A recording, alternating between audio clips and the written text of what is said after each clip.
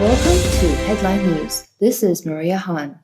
All eyes on Pence on January 6 Congressional Joint Session.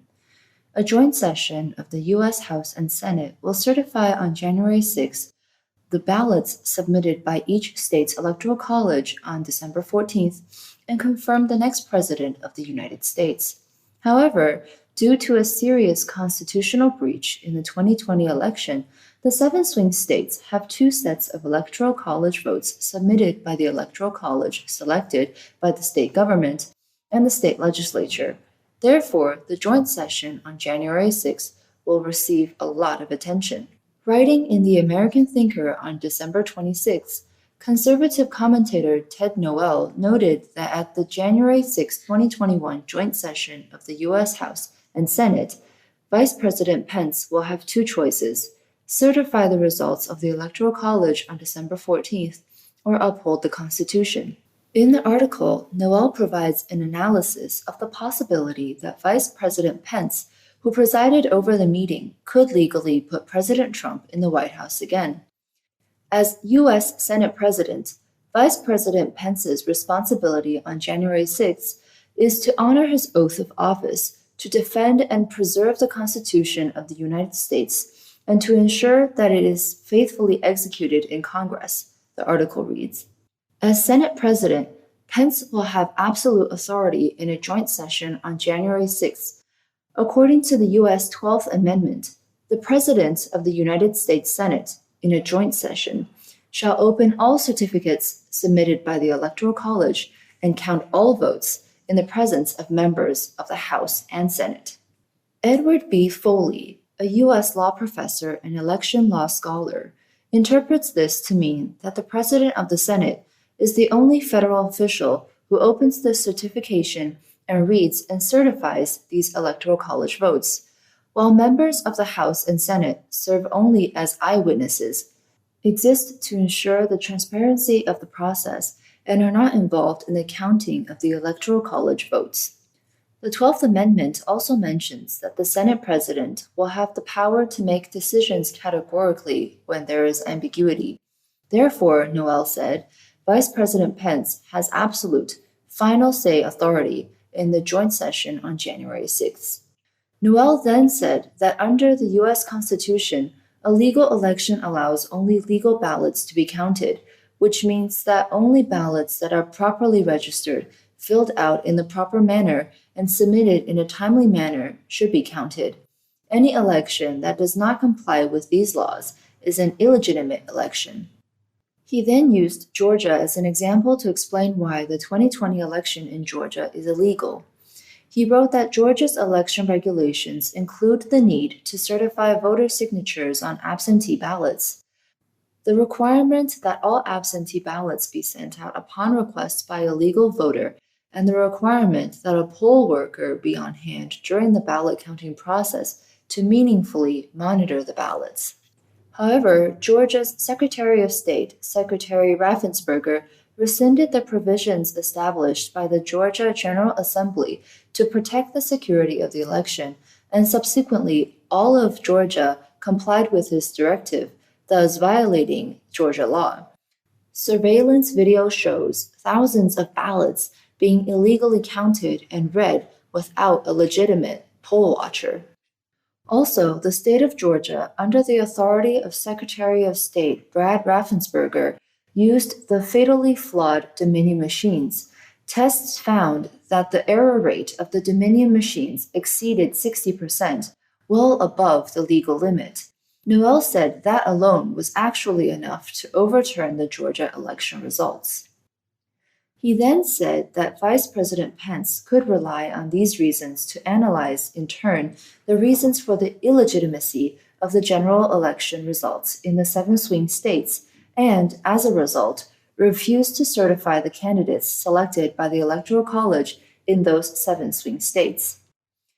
Noel indicated that Vice President Pence does not need to declare which candidate wins in these swing states at all.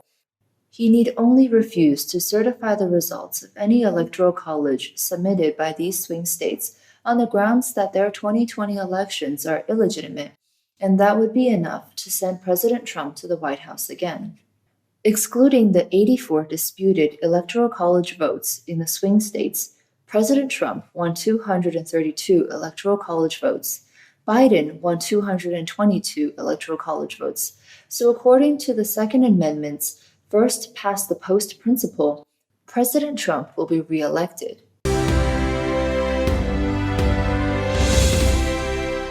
Undermining the Marine Corps' ability to resist the CCP, Connecticut Democrat seeks military funding. On December 23rd, U.S. President Donald Trump formally vetoed the National Defense Authorization Act, NDAA, for fiscal year 2021. In addition to failing to repeal legal protections for social media giants, the act seeks to rename military installations for political motives. It restricts the president's ability to maintain national security, and it limits the amount of money the president can spend on military construction in response to national emergencies. According to a report on Defense News on December 24th, the Marine Corps requested $125 million for Tomahawks, $64 million for ground-based anti-ship missiles, GBASM, and $75 million for long-range precision fires, LRPF, the latter two of which were critical. However, the final National Defense Authorization Act contained no funding for Tomahawks at all. The GBASM budget was essentially cut in half, and the LRPF development funding was cut by roughly 25%. However, the act adds $250 million for two CH-53K King Stallion heavy-lift helicopters. The report said the two additional heavy-lift helicopters are not needed and are not necessary because they have a very limited range. By cutting budgets for important programs now, Congress is helping the Chinese Communist military operate freely in the South China Sea. So where is the King Stallion helicopter being made? In Stratford, Connecticut, which is the district of Democratic Congresswoman Rosa DeLauro. As a member of the House Appropriations Committee, DeLauro is seeking to bring a lucrative $250 million Christmas political bonanza to her district.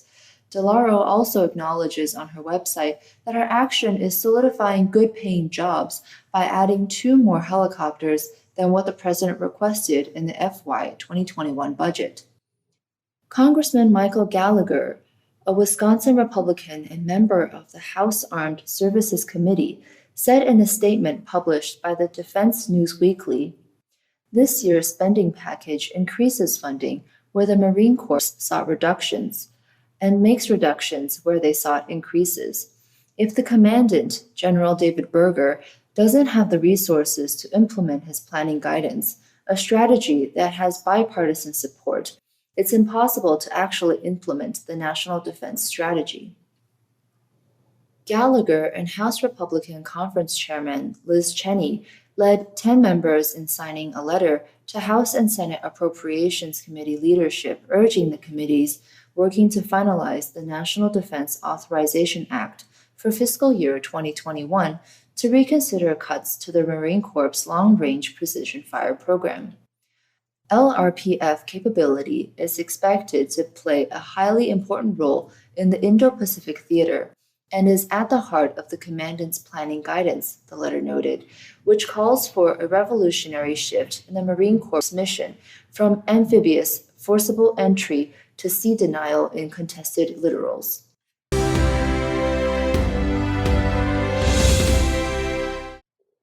Biden's China policy under scrutiny due to Hunter's business ties with China. The Chinese Communist Party virus, or coronavirus outbreak, has accelerated the Cold War between the United States and China. Joe Biden's son, Hunter Biden's business ties in China have put Democratic candidate Biden's China policy in the spotlight.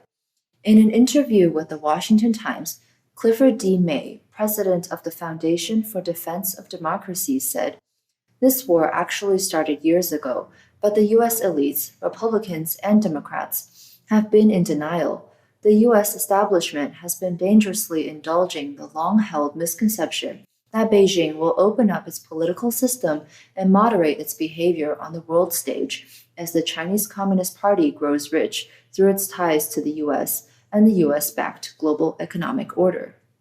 But the Trump administration and some members of Congress say the US policy of reaching out to China over the past few decades has failed. Trump administration officials, led by Secretary of State Mike Pompeo, have embraced the Cold War thought process towards the Communist Party and warned that Beijing could be a more formidable opponent than the Soviet Union, which operated largely apart from the West politically and economically.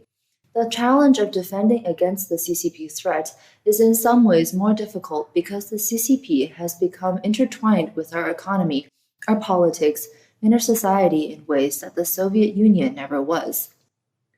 The focus is on whether Biden will choose President Trump's hardline approach or seek Obama's more moderate stance for his policy toward China. Analysts and Republicans are skeptical of Biden's ability to be tough on China given his son Hunter's history of business dealings in China. Broader uncertainty about the China policy will affect the U.S. government's approach to other global issues, including North Korea and Iran. The Trump administration wants to build a strategic alliance, including India, Australia, and Japan, to form a joint front against the Chinese Communist Party.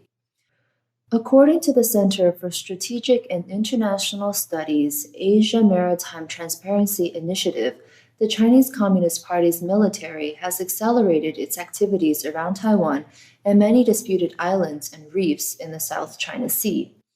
U.S. officials predict that Beijing will be emboldened to step up military operations as it arranges to celebrate the 100th anniversary of the Chinese Communist Party next July. The Trump administration's China hawks warn of the ruling Communist Party's global ambitions. They say Beijing is preparing to take advantage of the pandemic-induced global economic crisis to expand its ambitious Belt and Road campaign by providing loans to more countries in need. Taro Kono, the former Japanese defense minister and now Minister of Administrative Reform, said U.S. allies in Asia are watching how Biden treats the geopolitical landscape in the wake of the pandemic. A key question, Clifford D. May argued, is how Hunter's China-related legal problems could affect his father's ability to change his policy toward China. Joe Biden saw no reason why his son shouldn't be involved with business with China, May said.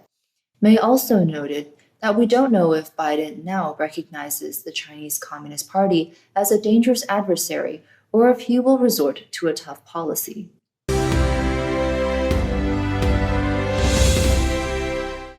U.S. media. Hunter Biden still holds 10% of shares in Communist Party-linked investment fund. Separately, a review of Hunter Biden's business records revealed that the former vice president's son still retains a significant amount of shares in a private equity firm with ties to the Chinese Communist Party, according to the National Pulse. Fox News confirmed that Hunter Biden retains a 10% equity stake in Bohai Harvest RST in Shanghai Equity Investment Fund Management Co. through Scaniatalis LLC. According to company records, Hunter Biden is the sole beneficial owner of Scaniatalis. The multi-billion-dollar company is a joint venture between Rosemont Seneca Partners, an investment fund founded in 2009 by the stepson of Obama-era Secretary of State John Kerry and Hunter Biden, and the Communist Party's state-owned Bank of China, among others. Bohai Harvest gained notoriety less than 2 weeks after Hunter Biden traveled to China with his father. This financial arrangement contradicts Joe Biden's promise that no one in my family will have an office in the White House, will sit in on any meetings as if they are a cabinet member, will in fact have any business relationship with anyone that relates to a foreign corporation or a foreign country, which he said at the time. Thank you for joining us today, and we'll see you next time.